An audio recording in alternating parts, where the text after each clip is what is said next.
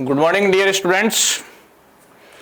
एक बार फिर इस चैनल के माध्यम से मैं आपको मेरा मार्गदर्शन देने के लिए यहाँ मौजूद हुआ हूँ और ये रीट के सिलेबस के लिए एक टॉपिक और है जिसके बारे में मैं ब्रीफली आपको थोड़ा इंट्रोडक्शन करवाऊंगा। देखिए, टॉपिक का नाम आपके सामने है लोकतंत्र में निर्वाचन व मतदाता जागरूकता। यहाँ देखिए, पहला शब्द है लोकतंत्र।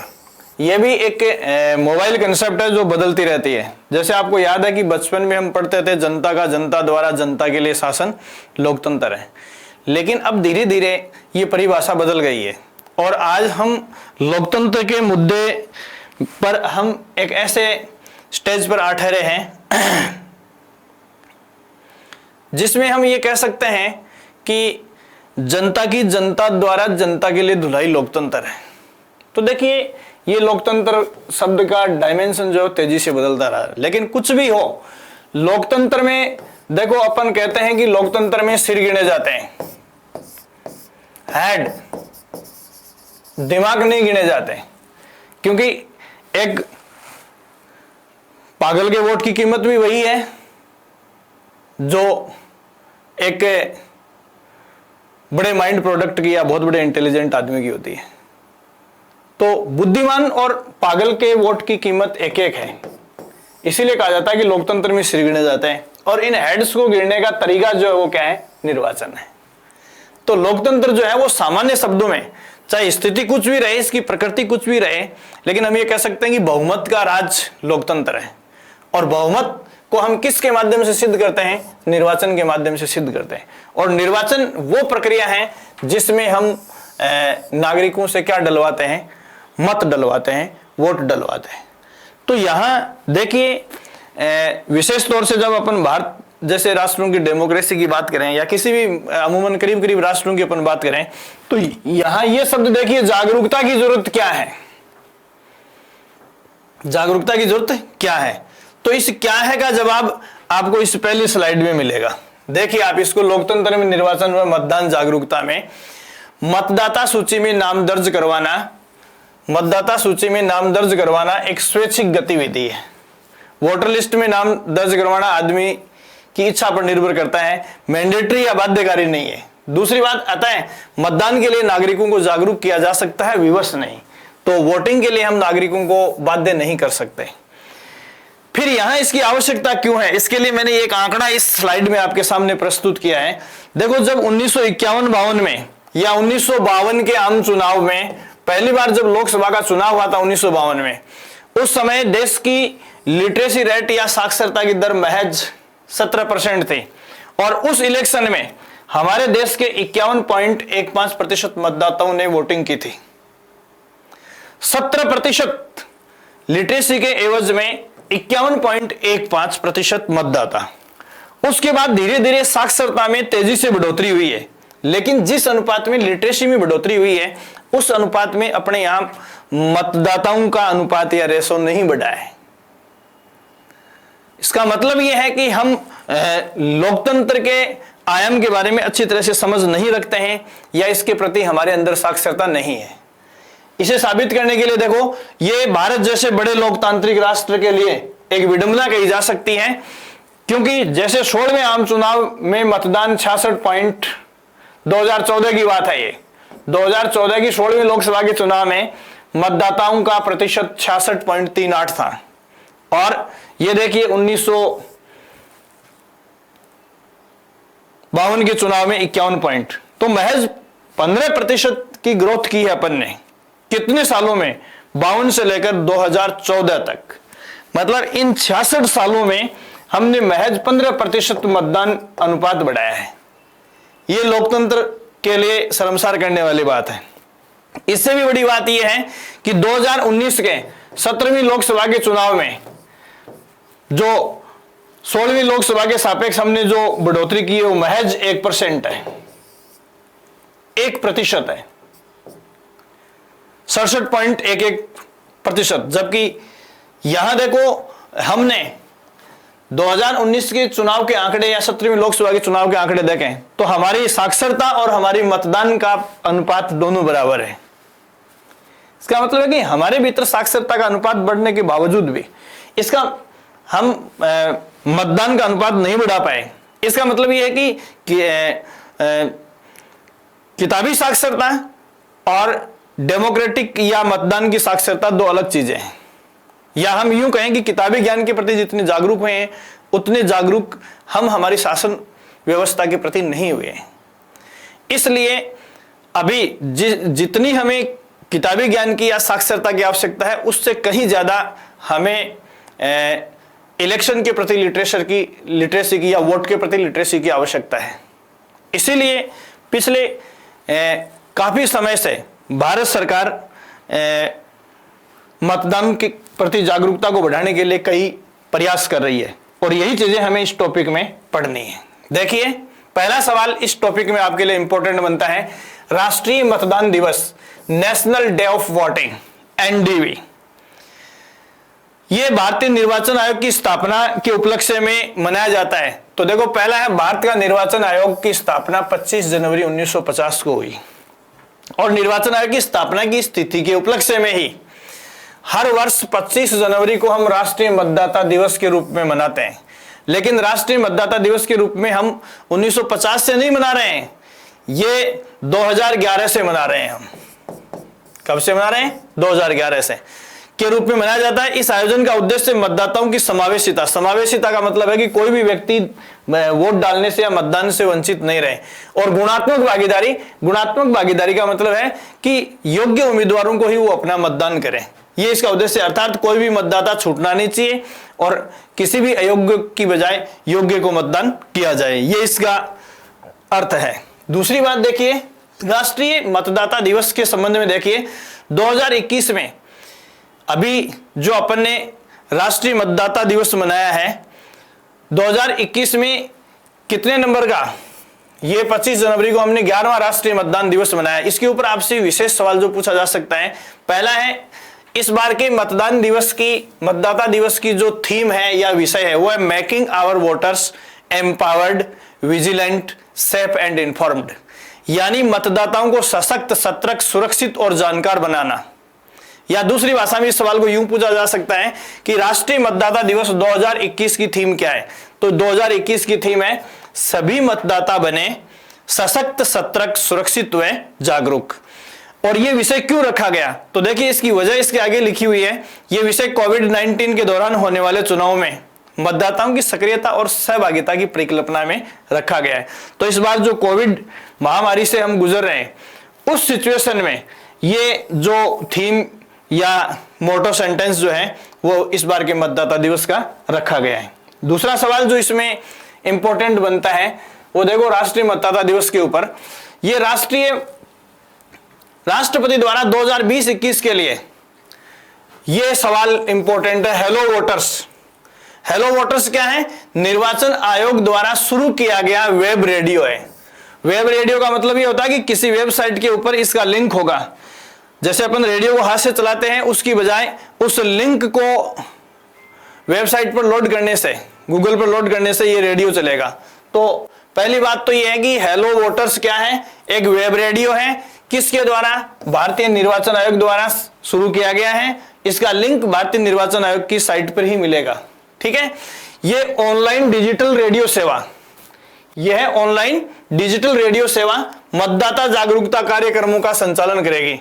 और मतदाता जागरूकता कार्यक्रमों के संचालन में इस रेडियो चैनल द्वारा जो चीजें एफएम रेडियो की तर्ज पर शामिल की जाएंगी, उनमें हिंदी, अंग्रेजी और क्षेत्रीय भाषाओं का इस्तेमाल किया जाएगा। और मतदाता जागरूकता से संबंधित गीत, नाटक, परिचर्चा, स्पॉट और चुनाव संबंधी खबरों के जरिए मतदाताओं को चुनावी प्रक्रिया की जानकारी और शिक्षा प्रदान की जाएगी। इसके अलावा ये देखिए, ई एपिक, ये भी इंपॉर्टेंट सवाल है। ई एपिक को ऐसे भी लिख सकते हैं, ई का मतलब होता है इलेक्ट्रॉनिक, EPIC, ई एपिक, ये मतदाता फोटो पहचान पत्र का डिजिटल संस्करण है। ये देखिए, अभी अपने पास जो ऑफलाइन मोड या हार्ड कॉपी के रूप में मतदाता पहचान पत्र है, उसको आधार कार्ड की तर्ज पर डिजिटल पहचान पत्र का रूप दिया गया है। इसको क्या नाम दिया गया है? E EPIC. यह भी निर्वाचन आयोग की वेबसाइट पर उपलब्ध है। तो यहां ये ई एपिक ऐप जिसमें अपने को डिजिटल मतदाता पहचान पत्र मिलेगा। दूसरा हेलो वोटर्स, ये भारत के निर्वाचन आयोग द्वारा शुरू किया गया वेब रेडियो है। अगला सवाल इसमें जो आपके लिए इंपॉर्टेंट बनता है वो ये है, conducting election duty pandemic. Pandemic महामारी को कहते हैं। तो देखो 2020-21 में हम जिस महामारी से गुजरे हैं उस संबंध में देखो, कंडक्टिंग इलेक्शन ड्यूटी पेंडेमिक ए फोटो जर्नी। तो इसका मतलब है कि एक फोटो एल्बम है, कलेक्शन है। तो फोटो एल्बम या फोटोज की एक सीरीज इस पुस्तक में ली गई है। उसमें क्या है देखो, यहां ये फोटोयुक्त विश्व पुस्तिका विश्व महामारी के बीच चुनाव करवाने की चुनौतीपूर्ण यात्रा को प्रस्तुत करती है, जिसमें विभिन्न राज्यों के 60 निर्वाचन क्षेत्रों के उपचुनावों के दृश्य हैं। ये देखिए मास्क में नीचे जो तस्वीरें लिखी हुई हैं, इलेक्शन की स्थिति में लोगों को इस तरीके से परेशानियों का सामना करना पड़ा है। उन सारी परेशानियों का सामना जो हमने कोविड-19 के दौरान किया है, वो सारी की सारी चैलेंज दर्शाने वाली तस्वीरें जिस पुस्तक में रखी गई हैं भारतीय निर्वाचन आयोग द्वारा, वो है कंडक्टिंग इलेक्शन ड्यूटी पेंडेमिक ए फोटो जर्नी। ये किताब का नाम ध्यान में रखना। फिर देखिए स्वीप, ये और भी इंपॉर्टेंट सवाल है। देखो स्वीप सुव्यवस्थित मतदाता शिक्षा एवं निर्वाचक सहभागिता, ठीक है, suitable voters education and election partnership. SVEEP ये कार्यक्रम है, स्वीप कार्यक्रम भारतीय निर्वाचन आयोग का है। ये देखिए इसमें अवेंडर्स awareness initiative during Lok Sabha election 2019। तो ये देखो, वैसे देखें तो स्वीप मतदाताओं में जागरूकता बढ़ाने का एक कार्यक्रम है और जिसकी शुरुआत जो है वो वर्ष 2009 में की थी। तो पहली बात, स्वीप क्या है? तो ये निर्वाचन आयोग द्वारा शुरू किया गया मतदाताओं के लिए जागरूकता, नवाचार और पहल से संबंधित कार्यक्रम है, जिसकी शुरुआत भारत के निर्वाचन आयोग ने 2009 में की थी। इसका उद्देश्य क्या है? सुव्यवस्थित मतदाता शिक्षा एवं निर्वाचक सहभागिता को बढ़ावा देना।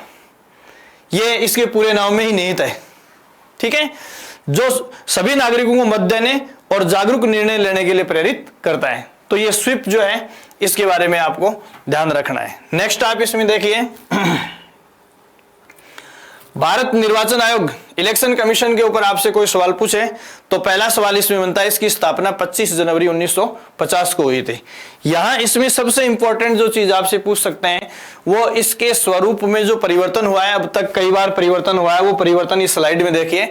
जब 25 जनवरी 1950 को इस संस्था की स्थापना की गई थी तो पहली बात, ये एक सदस्य था, एक मुख्य निर्वाचन आयुक्त ही इस आयोग का सदस्य होता था। ये एक स्वायत्त संस्था थी, मतलब अपने फैसले लेने में स्वतंत्र थी, और अर्ध न्यायिक, मतलब न्यायालय की काफी शक्तियां इसको प्राप्त थी।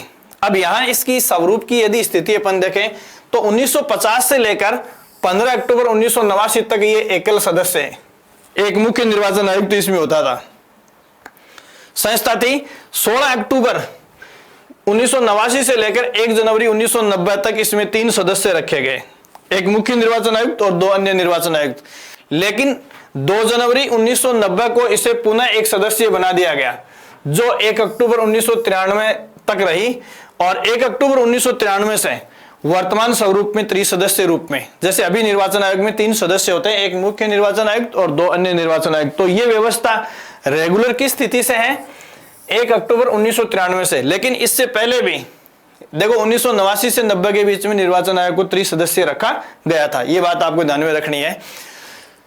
फिर देखिए वर्तमान में मुख्य निर्वाचन आयुक्त सुनील अरोड़ा हैं, श्रीमान सुनील अरोड़ा हैं, और अन्य निर्वाचन आयुक्त में सुशील चंद्रा और राजीव कुमार हैं। तो ये 3 आदमी अभी अखिल भारतीय निर्वाचन आयोग के कंपोजिशन में है, संगठन में, जिनमें सुनील अरोड़ा मुख्य निर्वाचन आयुक्त हैं और सुशील चंद्रा और राजीव कुमार जो है वो अन्य निर्वाचन आयुक्त हैं। यहाँ एक सवाल ये भी पूछ सकते हैं, मुख्य निर्वाचन आयुक्त का कार्यकाल 6 वर्ष या 65 वर्ष की आयु में से जो भी पहले पूरा होगा, या तो 6 साल कार्यकाल पूरा हो जाए, या फिर 6 साल कार्यकाल पूरा होने से पहले वो 65 वर्ष का हो जाता है, तो ये उसकी रिटायरमेंट की आयु होगी। तथा अन्य निर्वाचन आयुक्त जो है वो 6 वर्ष या 62 वर्ष की आयु तक अपना पद ग्रहण करेंगे। ये चीज आपको ध्यान में रखनी है। नेक्स्ट आप इसमें देखिए, भारत में चुनाव सुधार। तो भारत में अब तक जो चुनाव सुधार हुए हैं उनको अपन 3 चरणों में लेते हैं। तो तो देखो पहला चरण है 1950 से लेकर 1996 तक। तो 1950 से 96 तक अपन ने इलेक्शन के क्षेत्र में जो सुधार किए, उनमें पहला देखिए मतदाता की आयु 21 से घटाकर 18 वर्ष की गई। यहां इंपॉर्टेंट बात यह है कि किस संविधान संशोधन द्वारा मतदाता की आयु 21 से घटाकर 18 वर्ष की गई, तो वो संविधान संशोधन है 61वां संविधान संशोधन 1988 तथा इस देखो संशोधन हुआ 1988 में और पहली बार लोकसभा के चुनाव में 1989 में 18 से 21 वर्ष के मतदाताओं ने चुनाव में भाग लेना शुरू किया, या पहली बार 89 के चुनाव में वोट का अधिकार मिला, जबकि 61वां संशोधन जो है वो संविधान में 88 में हो गया था। दूसरा है फोटोयुक्त पहचान पत्र जारी किए गए। तीसरा सवाल इलेक्ट्रॉनिक वोटिंग मशीन ईवीएम, इसका पूरा नाम ध्यान में रखना, ये प्रथम चरण में शुरू हो गया था और 2 से अधिक क्षेत्रों से चुनाव लड़ने पर पाबंदी। तो विधानसभा और लोकसभा के जो चुनाव हैं वो 2 से ज्यादा क्षेत्रों से एक आदमी इलेक्शन नहीं लड़ सकता, इस पर प्रतिबंध पहले चरण में लग गया था। फिर है उम्मीदवार की मृत्यु पर चुनाव का रद्द नहीं होना। ये कुछ महत्वपूर्ण चेंज थे वो इस चरण में थे। फिर दूसरा चरण देखिए, दूसरा चरण 1996 से लेकर 2000 तक। इसमें राष्ट्रपति उपराष्ट्रपति चुनाव में आवेदन पत्र को क्रमशः 50 प्रस्तावकों और 50 अनुमोदकों तथा उपराष्ट्रपति के मामले में 20 प्रस्तावकों और 20 अनुमोदकों से प्रमाणित होने की अनिवार्यता की गई। ये अपन राष्ट्रपति के चैप्टर में पढ़ते हैं। दूसरा, राष्ट्रपति उपराष्ट्रपति के चुनाव में जमानत राशि जो है वो 15,000 रुपए की गई और पोस्टल बैलेट, डाक से जो पत्र भेजे जाते हैं उनको कहते हैं। ये सवाल इंपॉर्टेंट है। तो पोस्टल बैलेट की शुरुआत कब से की गई? 1999 से। इसके बाद में तीसरा जो चरण है वो 2000 से अब तक है। इस चरण में जो महत्वपूर्ण चेंज जो अपने सामने आ रहे हैं उनमें पहला देखिए वीवीपीएटी, पूरा नाम पूछते हैं इसका, voter verified paper audit trail, या इसको हिंदी में लिख सकते हैं मतदाता सत्यापन पेपर ऑडिट ट्रेल। दूसरा प्रॉक्सी मतदान, इसको प्रतिपुरुष मतदान कहते हैं। तीसरा है एग्जिट पोल पर प्रतिबंध। चौथा है नोटा, नोटा का पूरा नाम पूछते हैं, नन ऑफ द अबोव, या इनमें से कोई नहीं। पांचवा सवाल है 25 जनवरी को राष्ट्रीय मतदाता दिवस तीसरे चरण में घोषित किया गया था, अभी जो अपन शुरू में पढ़ रहे थे राष्ट्रीय मतदाता दिवस। फिर छठा बिंदु है चुनाव खर्च की जानकारी निर्वाचन आयोग को देना जरूरी है, किया गया इस चरण में। और सबसे महत्वपूर्ण देखिए ये पिंक शब्द है, ये महिलाओं के लिए ही है, महिला सुरक्षा के लिए भी, चाहे कहीं भी आए। पिंक बूथ 2019 के लोकसभा चुनाव में गठित किए गए थे, और या यूं कह सकते हैं कि ये वो पोलिंग बूथ थे जिनमें केवल महिला मतदाता वोट डालने आती थी। पोलिंग पार्टी में सभी महिलाएं होती थी और वहां लगने वाली पुलिस व्यवस्था में भी कर्मचारी कौन होती थी? महिलाएं होती थी। इस प्रकार ये चीजें अपने को देखनी है। फिर देखो ये अगला 8वां जो महत्वपूर्ण बदलाव इस तीसरे चरण में किया गया वो है सी विजिल ऐप। देखो सी विजिल ऐप, सी का मतलब है सिविलियन और विजिल बना है विजिलेंस से, सतर्कता से। तो सिविलियन नागरिक को कहते हैं और विजिल सतर्कता को कहते हैं। तो निर्वाचन के मामले में नागरिकों को सतर्क करने के लिए ये ऐप डाला गया है। इसका उद्देश्य क्या है? जैसे चुनाव में शराब का वितरण करना है, पैसे बांटना है, ये सब चुनावी आचार संहिता का उल्लंघन है। और यदि इस प्रकार की आचार संहिता का उल्लंघन होते हुए आम आदमी या मतदाता देखता है तो वो कहां जाए? तो भारत निर्वाचन आयोग ने ये एक ऐप बना दिया। जैसे अपने ऐप होते हैं व्हाट्सएप वगैरह, तो उस ऐप के ऊपर कंप्लेन दर्ज की जा सकती है, ऐसा एक ऐप बनाया। तो इसमें देखो क्या है, भारत निर्वाचन आयोग द्वारा शुरू किए गए सी विजिल किए गए, ये बाई मिस्टेक है, सी विजिल ऐप से सभी कमियों को दूर होने और फास्ट ट्रैक कंप्लेन रिसेप्शन और निवारण प्रणाली बनने की उम्मीद है। सी विजिल नागरिकों के लिए निर्वाचन के दौरान आदर्श आचार संहिता और वे संबंधी उल्लंघनों की रिपोर्ट करने के लिए एक नवोन्मेषी मोबाइल एप्लीकेशन है। सी विजिल का अर्थ जागरूक नागरिक है और ये स्वतंत्र और निष्पक्ष निर्वाचकों के संचालन में नागरिकों द्वारा निभाई जा सकने वाली सक्रिय और जिम्मेदार भूमिका पर जोर देते हैं। जीपीएस आधारित ईवीएम, तो ईवीएम मशीनों को जीपीएस सिस्टम से जोड़ने का सिस्टम भी इसमें आ गया है। नीचे एक नोट देखिए, इलेक्ट्रॉनिक मतदान मशीन का प्रयोग लोकसभा चुनाव में सर्वप्रथम 2004 में किया गया। ये कुछ मतदाता जागरूकता की दिशा में भारत के निर्वाचन आयोग द्वारा किए गए महत्वपूर्ण प्रयास थे। इस प्रकार मोटे मोटे इस टॉपिक में एग्जाम में आने वाले जो सवाल थे वो मैंने आपके सामने टच किए हैं। नेक्स्ट हम अगली कक्षा में पढ़ेंगे। Thank you so much.